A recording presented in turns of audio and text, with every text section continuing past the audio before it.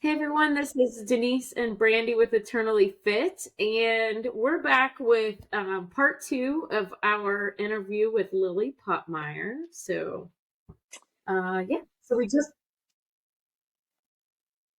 go back and find that. Yeah. And also, just a quick reminder if you can subscribe and share to help spread God's word and to just help spread these inspiring stories.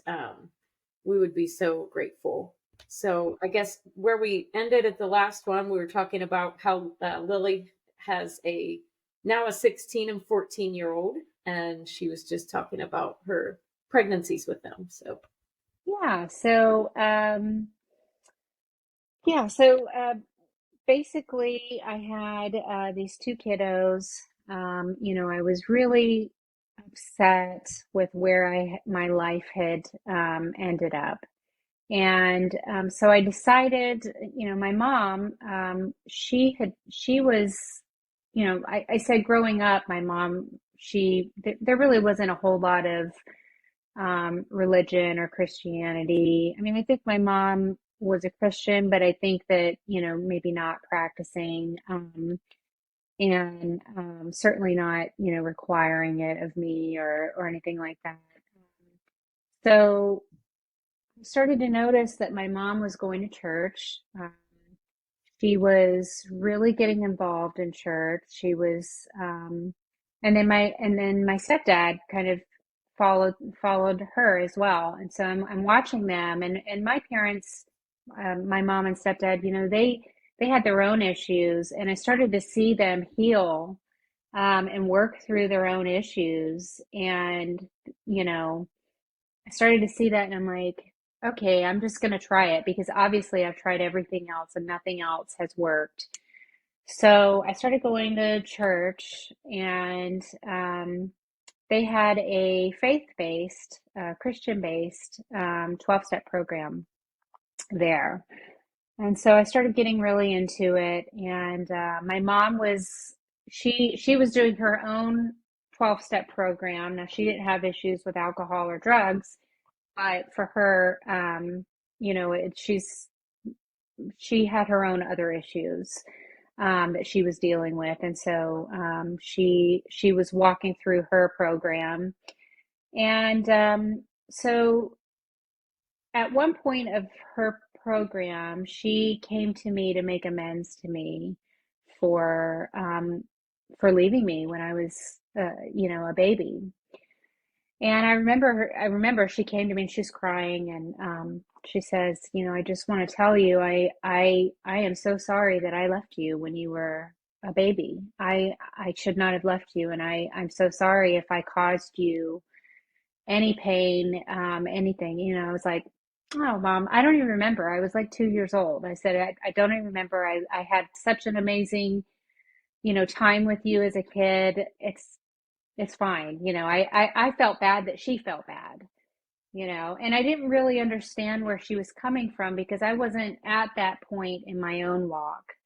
And so, excuse me. So once I started to walk through my program and I got to a certain place, through my recovery, I really had to dig deep and start to see, why am I the way I am? Why do I make these choices? Um, why don't I want to deal with life on life's terms? Um, why can't I deal with life on life's terms? So the way you do that, you peel back those onion layers, and you go back further and further, and you go back to the beginning. And so I went back to the beginning, and I started thinking about my mom and dad getting a divorce, and I thought about, I've had a 2-year-old, and I thought I just could not imagine, like, as a mom leaving the child. She would, at 2 years old, I know she would have been looking for me. She would have wondered, where's mommy? And it was like one day she's there, the next day she's gone. And so I thought about that, and I thought, even though I don't remember it, I'm sure it had to have had some sort of impact on me. And then fast forward to the times that my mom would drop me off and that depression that I experienced at a really young age. And then fast forward to when I was actively using, um, if I was ever sober and I was by myself, I felt the exact feelings that I felt as a child when my mom would drop me off. It was Mm. that loneliness, that sadness, that depression, and I never wanted to feel that. I never wanted to feel sad like that again. So for me, and I'm not saying that, I mean, by no means is my mom the reason why I did what I did. I made my own choices, but it helps me to understand it. It helps me to reconcile the past so that way I can move forward. Mm, absolutely.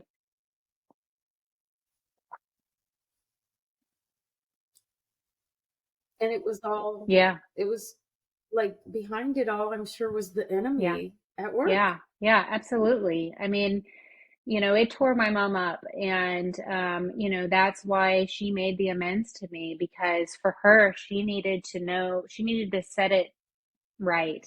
She needed to let me know that she acknowledges that what she did was harmful, to me.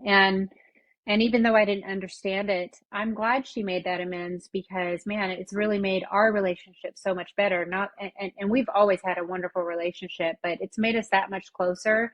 And it also led me down the path of searching for my own resolution, searching for my own self. And so um, so that was a huge light bulb moment for me. Once I could pin down, why do I do what I do?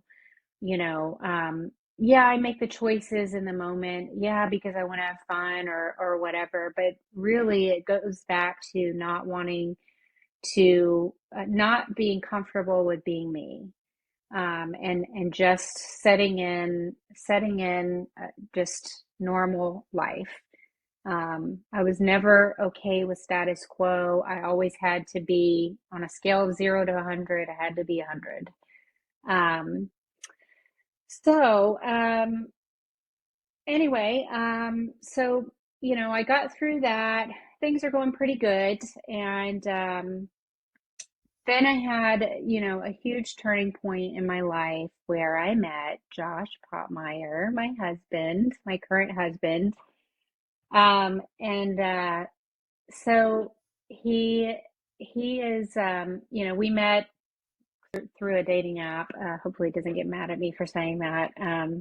But it's out there. And it worked.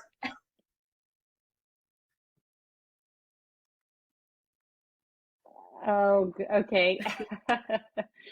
Well, anyway, so we met each other, and I think one I'm once I was able to deal with, that aspect of myself and kind of reconcile my past and the past decisions that I made, I was able to come into this relationship in a much more healthy manner. And he has been my rock. You know, did I lose you guys? So, Josh is he's my yin and I'm his yang, We both complement each other so well, and he's really taught me how to advocate for myself, and he's done it for me too. And he's really made me a stronger person, I think. Um, and so, he and I got together and we dated, and then we got married, and Wait. Hold up. We got to go into this a little bit more. No, we don't just, okay, we date and get married. No, no. da-da-da-da.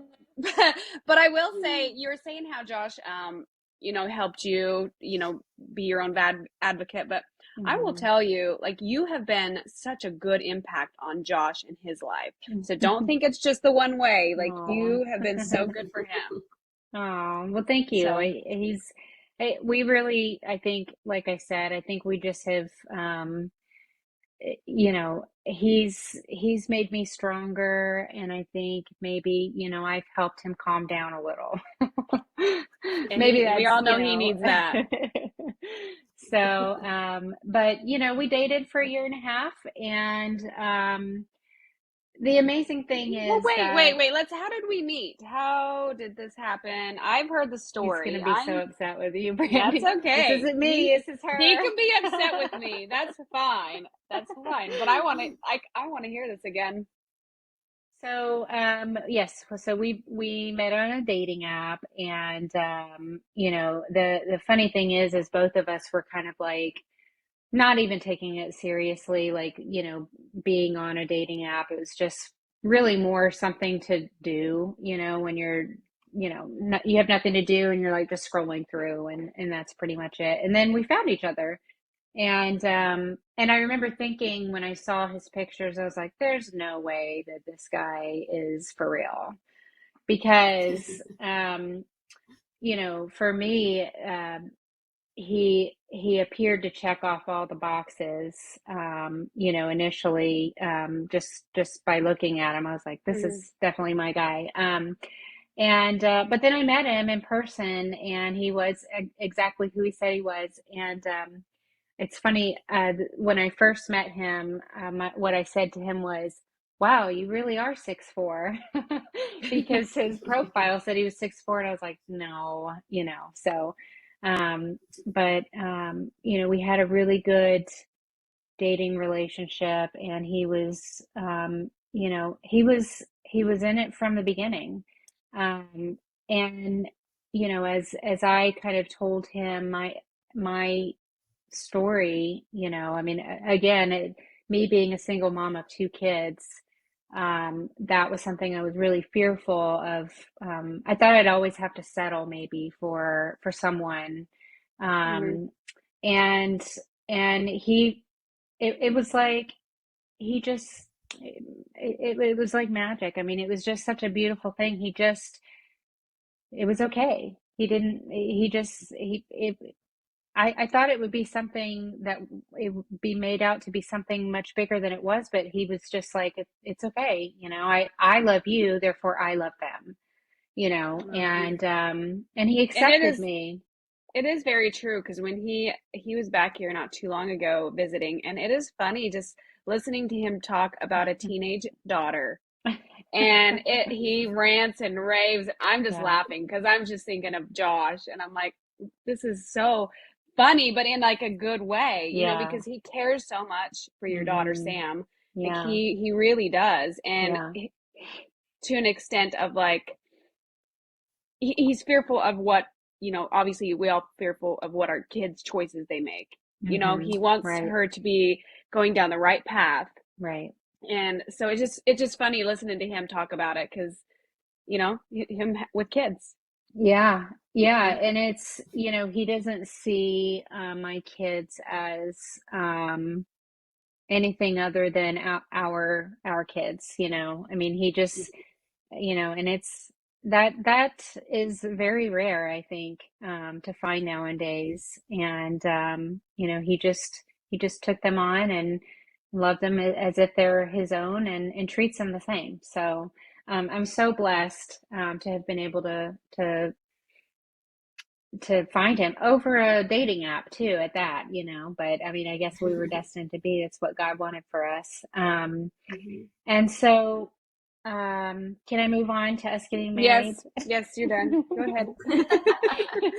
Yeah, and about this marriage, we were supposed to have a Yes. destination wedding, Uh, and we yes. that was our vacation that I you guys know. robbed. I'm I just know. I kidding. know. Maybe we'll renew our vows. Okay, sounds good. But yeah, so we got married, um and then shortly after that, so we were in New Mexico, in Albuquerque. Shortly after that, and he's military, so we found out that we got orders to Las Vegas. And I do want to kind of put in the background to remember that even though I wasn't doing drugs anymore, and it had been many years since I had done drugs, I was still drinking. And I was still drinking. It was, even though I didn't show it to anyone, it was internally a huge battle that I would have. A battle of, is this right? And is this normal how much I'm drinking? And then I would kind of quit for a little bit and then, go right back to it. And so, and this happened all throughout, the kids getting a little bit older, and then me meeting Josh, and, us getting married, and then we moved to Vegas. Now, Out of all places, Vegas. I will say that, when we moved to Las Vegas, it was September of 2019. So we were only there a few months before COVID-19 happened. And I know it was a difficult time for everybody. And for me, it was hell on earth, honestly. I mean, where we were completely shut down. I mean, there was even a period of time where even all the casinos were shut down. Everyone was out of work, where everyone is stuck at home. Um, we had so many restrictions, and it just felt like the world was caving in. I'm sure it felt like that for everyone, and for me as well. And how did I deal with it? I drank. And so now I was not the type of drinker that, like, I think a lot of times people think of the, alcoholic as the brown paper bagger, that's, homeless on the side of the street, and there are very different, alcoholism presents itself in different ways in everybody. And so, and everyone's bottom looks different too. The bottom, as low as they can go before they finally decide they've had enough. Mm-hmm. And so for me, COVID, and Josh actually got deployed. So that was an interesting situation. So Josh got deployed, and while he was gone, I think he'd been gone about a month. And while he was gone, I had always had, like, probably the, like, 5 years before and on, I had started having heart palpitations where my heart would beat really fast, or it would be an irregular heartbeat. I noticed it, sometimes I would go like months and I wouldn't feel it at all. Sometimes I would have it a lot. Usually I would go to the emergency room if I felt it pretty bad, and then they would do an EKG. Every time that I had ever gone, they would just say, you're just having heart palpitations. You're okay. They would give me fluids or something like that, and then they would send me home. I was never on medication or anything. And so he's deployed, and I was having these heart palpitations, and so I asked one of my friends to watch the kids for me, and they were like, I don't know, 10 and 12 or 13 years old at that time. And so they're over there, and I said, I'm just gonna, this is what I do. I have to go and get it checked out, just make sure everything looks okay. And it really is a scary thing when you have heart palpitations, because you only have one heart. So if that one fails, you're done. And so and so I feel it, I get lightheaded, and then I get anxious, and the anxiety makes it worse. And so I went to the emergency room, and I'm sitting there, and the doctor comes out in the waiting room. Now remember, this is during COVID, and so the waiting room is packed full of people with COVID symptoms. And so they were really trying not to hospitalize anybody unless they absolutely had to be, because of the risk of getting COVID in the hospital. And so the doctor comes out and to get me out of the waiting room, and he's like, I need you to come back here with me. And so I go to the back and he says, we're gonna admit you. We believe that you have had a heart attack. And so he said, we want to do some more tests. We don't know if it's something that you've had recently or if it's something that you've had in the past.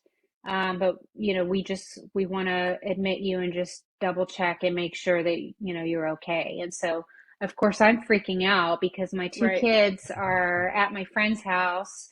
And, my husband's deployed. I've got my dogs at home. Like, what am I going to do? And now they're telling me I've had a heart attack. And so they admitted me, and it all worked out. My friends were amazing. They got together and they figured it out for me, so I didn't have to worry about it. And they ended up. It still kind of is a mystery today. We really don't. We know for sure that I did not have a heart attack that day, but it's still a mystery as to whether I've ever had a heart attack. It looks like I guess some of my tests look like I have some scarring in my heart, which is an indication of having had a heart attack. But then I've Okay. also had a cardiologist tell me that it could also be like an abnormality of, you know, tissue or something like that. I don't know. Mm-hmm. So anyway, I take blood pressure medicine and I'm good. But of course, Josh had to come home and I told him I didn't want him to come, but he insisted on coming home. And if you guys know my husband, he's a warrior. Uh, he loves his job and he loves his country. And so I knew that was I felt like that would have been, he would have been torn, although he wasn't. He was like, no, it's my wife, I'm going, but I Right. felt, I was like, I was torn, I guess, because I didn't want him to leave his team and his guys out there, but he came home for me. Um, And that shows a lot, like yeah, you were saying. absolutely. He picks you. He Yeah, picks you every time. But then absolutely. you are torn because you don't, I mean, you want him to pick you, but at the same time, you want him to not choose something that he needs to be where he's at. If that makes Yeah, sense. yeah. So yeah, absolutely. And so he came home and um I think probably, I mean, I had a heart monitor on and, I'm going to all these appointments and everything. And, a couple, when we were in Vegas, I think that's when Josh, and he'd have to tell you for sure, but I believe that's when he really started to see the drinking. Maybe before it was like, okay, a little bit here, a little bit there, but it was like a nightly thing. I was going to the store to get alcohol every day, a bottle of wine every day. And that's just the alcohol that he saw me drinking. Okay. There, there was others. I was drinking also, without him seeing it. But anyway, I just went through this full ordeal. And, just a couple days after I get home, I started drinking it again. And so, it's just, Do you think that was to kind of mask what you had been through um, or just out of habit? I think it was a combination. It's not wanting to deal with life as a sober person Mhm. because I never, when I started drinking at, I think it was 16 years old, and then moved on to drugs, my ability to mature as a sober person ended, because I no longer knew how to function as a sober person. It was Mhm. I had to be under the influence of something in order to manage. And so I didn't know how to deal with life. And I think it was also, I tricked myself into thinking that, um, I just needed to relax. I had a really long day, but then that turned into, well, I had a great day. let's celebrate, Yeah. or I found a reason to drink every day, and Mhm. and then, of course it was just the routine. It was not wanting to deal with life. And then I think I was afraid. I was afraid of what life looked like without it. So, um, that, and I remember, I think that was one of the first times that Josh said to me, you think you might have a problem, and my response was a very alcoholic response. And it was like, what do you mean? Like I was kind of upset with him for Yeah. possibly thinking that of me, Um, so then he ended up deploying again in 2022, or the end of 2021 on into 2022. And so this is the end of my bad part of my story. So what happened?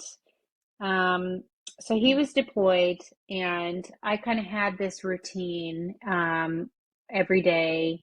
My daughter plays volleyball, and where her volleyball club was, it was like 30-minute drive away, and it's all freeway down right by the strip in Las Vegas. Traffic like crazy, So I would, have a drink, and then I would drive, and I would drive her down to volleyball, and then I would drop her off for her practice for 2 hours. And then I would, in Vegas, I mean, most people think of the strip and all the casinos and everything, but a lot of people don't know outside of the strip, there's a bar on every corner, and there's gambling there too. Hmm. You can just go to the bar, and sitting at the bar, there's like little machines. Right. So I that was my routine. I would go in there and I would spend some money, and sometimes win money and sometimes lose. But the idea there is that you spend money with gambling and you get free drinks, and the bartenders want you to keep spending money. And Right. so I would get these free drinks, and the next thing I know, I'm wasted. And that was my life for, like a couple years. Um, and so there was nothing out of the ordinary on this night, and it was January 7th, 2022. Um, and so I went, I realized I was late to pick my daughter up from volleyball. I got there to pick her up. She was sitting outside with her coach in the parking lot. So I was super embarrassed. I didn't even want the coach to see me, and I was drunk. Um, I knew I needed to get home, and so I made the drive home. And I remember specifically like having one eye shut because I thought maybe that would help with the blurry, the double vision.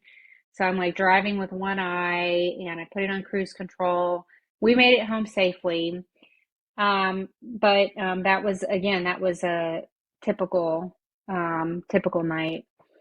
I went to bed, and I woke up the next morning, and I remember I was just so done. I was so tired of this being my life. Um, I wasn't even human anymore. I was the shell of the woman that God intended me to be, that I corrupted. I was just a shell, and um, so I got in the shower, and I started thinking, something's got to change. I've got to do something. And while I'm in the shower getting ready, or I this was my spiritual moment. I felt and heard God say, "This is your last chance." Okay. And oh my gosh, it was so, like, I felt that in my soul. Like, it scared me so much, and I believed it. And I haven't had a drink since. Now, I haven't just I didn't just quit, I had to get into a 12-step program, and I've been in that ever since, and I'm a little over 16 months sober now. That's Um, great. but It's thank you. awesome. But I'm actively working on myself every day. And it's like I said before, I mean, I never matured as a sober person. And so now I have to relearn life all over again, relearn how to deal with life all over again. And I couldn't do it on my own though. I mean, God did for me what I couldn't do for myself. Oh, I Because love that. if I could have gotten sober on my own, I would have done it a long time ago, you know? And Yeah. so it was something that I couldn't do on my own. I needed help. I needed spiritual guidance. I needed other, people in the same situation. And so I got sober while Josh was deployed, and he came home, and it's just been, my life is, it's unbelievable now. And I'm not saying that it was easy to get where I am today, and I still have a long way to go. I think I think we'll always be working on ourselves, I agree. Um, and and so, you know, um, I've just had to learn how to deal with situations without turning to the bottle or turning to drugs. And um, but my life is so amazing now. Like I feel so free. I don't have the weight of life on my shoulders. And I was thinking, and I did a little bit of reading before I came on here with you guys, and I was thinking, what is my favorite Bible verse? And so I looked at the different. It's from Jeremiah 1:5. Let me see. Denise got it. Jeremiah 1:5. Um, but this is the Net Bible translation, and I really love this. And it says, "Before I formed you in your mother's womb, I chose you. Mm, Before you were born, I set you apart. I appointed you to be a prophet to the nations." And I just, like, man, it hit me so hard when I sat down before, like, earlier today, because that to me gives my life meaning. It yes. Everything I went through, and will go through, um, God already knew. He knew it before I was even in my mom's belly. He Yep. knew everything that I was going to go through. He set me apart. And Yep. and so I believe that we're not meant to do this life alone. I believe that although life is tragic, and there are things, not life is tragic, there are tragedies that happen in life, and although we may make bad decisions, I know I certainly did most of my life. um,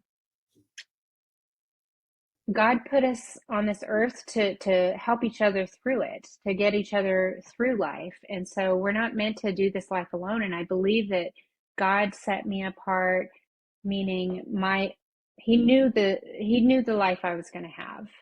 And he knew the choices that I was going to make. And so here I am.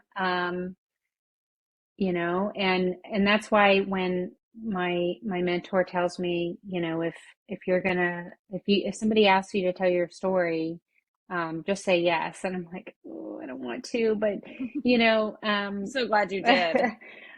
but I Yes. mean, it's meant to be told, because certainly there's somebody out there that has experienced what I've experienced, and it's not all happened for nothing. And so that is my life is amazing now, and my marriage is amazing. I think I'm happy, and I just, I love God, and I know that He has always been there. He's always been there. I left Him. He didn't leave me. Yep. He never left Yep. me. And that's the difference that I have today. Um, you know, Once I got sober, the hardest part for me was to relearn who God was. Because I thought he was this angry God that was going to strike me down at any minute and that I was definitely going to hell. Um, Even though I asked Jesus to come into my heart 1,000 times. And I had to relearn and know that God is loving and he cares about me and he accepts me and he chose me before I was even in Yeah. my mother's womb, Yes.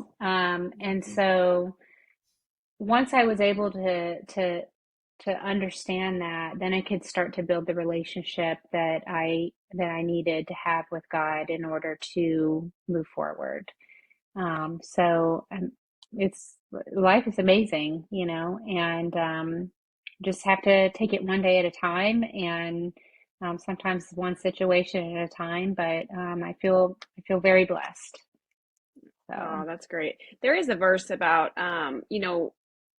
we go through trials and stuff to help others to go through those same trials. hmm So by yeah, your story, you can reach so many people and help them, just to find meaning. And your story it's powerful. So know that you are Yeah. you are here for that very purpose. And you got two beautiful kiddos. I have only met the one, Sam. yeah, yeah, So yeah, yeah. yeah. It's But yeah, been. it's just amazing to see What how God turned that into such a blessing. Like, yeah. Yeah, absolutely. And, I mean, my hope is that soon, my hope is that, and I'm still learning so much and still learning so much about myself. But my hope is that one day I can help others that are in the same situation as me, or that have had similar, alcoholism or drug addiction. Mm, My experience, I hope, I can help others too, other women. And, well, like I said, though, one day at a time. I can't, like, if I start looking in the future, I'm like, kind of freak out. But, for today, I'm just so grateful that you guys had me on, and I feel very blessed for, well, for we being able appreciate to you tell coming it. on. Thank Yeah, you. yes, thanks for thank you coming on. so So, much. all right, I guess I will wrap it up. So, thanks for coming on, Lily. You're Um, welcome.